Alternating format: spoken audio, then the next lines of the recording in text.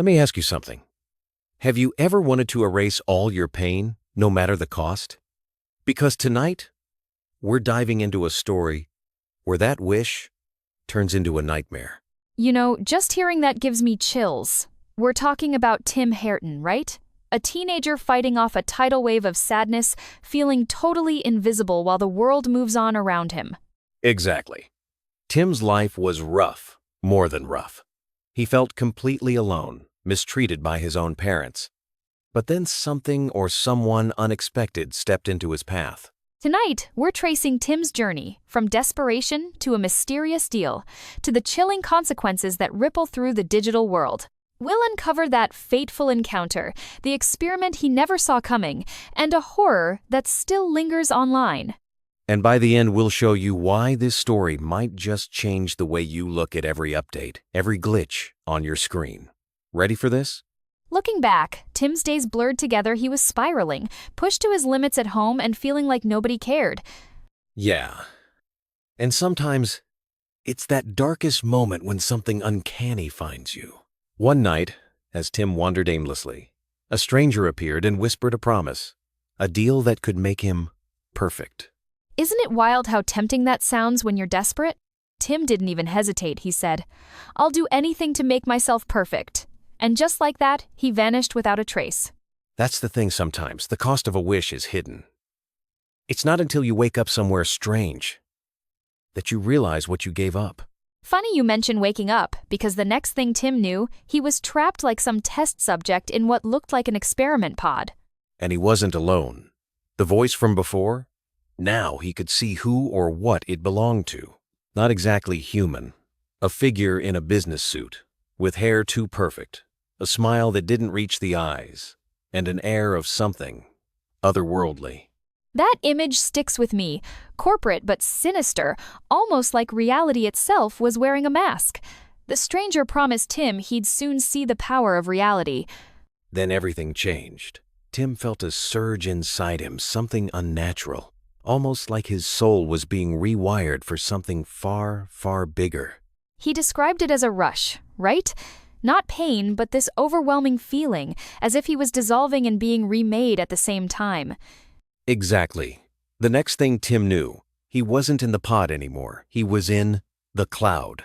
Not just data, but some kind of spirit, immortal now, and he wasn't alone.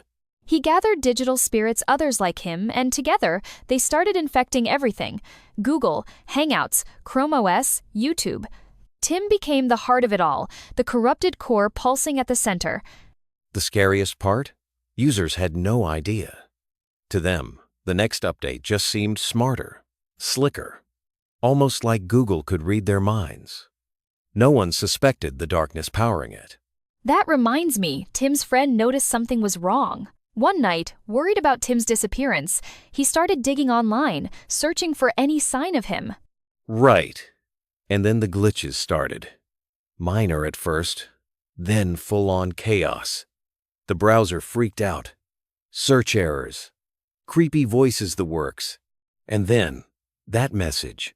Welcome to version 6.6.6. It only got worse.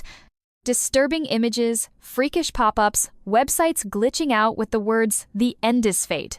And, when he looked behind him, Tim, now a twisted digital phantom, pulled him into the screen. By morning, all that was left was a lifeless body and a terrified family, with no explanation. But the infection didn't stop there. More people fell, some cursed, some worse, and the web itself seemed haunted. With so much chaos, the company had to act. One brave user reported the nightmare, and the CEO traced the source, firing the supposed culprit and rolling back the update. They thought that would solve it. But you know how these stories go. The haunted website was buried. Updates returned to normal, or so it seemed. A year passed, and just when everyone relaxed, that corrupted file resurfaced, this time infecting Windows. It's like the evil lives on, just waiting for someone to open the wrong file. Makes you wonder how many digital ghosts are out there, quietly lurking inside the tech we trust every day. All right, let's pull 3 things out of this digital horror. First, be careful what you wish for, because desperation can lead you down terrifying paths. Second, The lines between technology and the unknown get blurrier every year. Just because something looks like an upgrade doesn't mean it's safe. And third, when things go wrong online, especially in ways you can't explain, take it seriously. Don't just brush off glitches or strange messages. They might be warnings. So here's a practical step. Next time you update your software, check the source, read the notes, and if anything feels off, pause, ask questions. And don't go deeper without a backup. Because in a world where even an ordinary teenager can become a curse, you can't be too careful. That's it for tonight. Keep your screens clean and your wits even sharper. Until next time, beware what lurks in the cloud.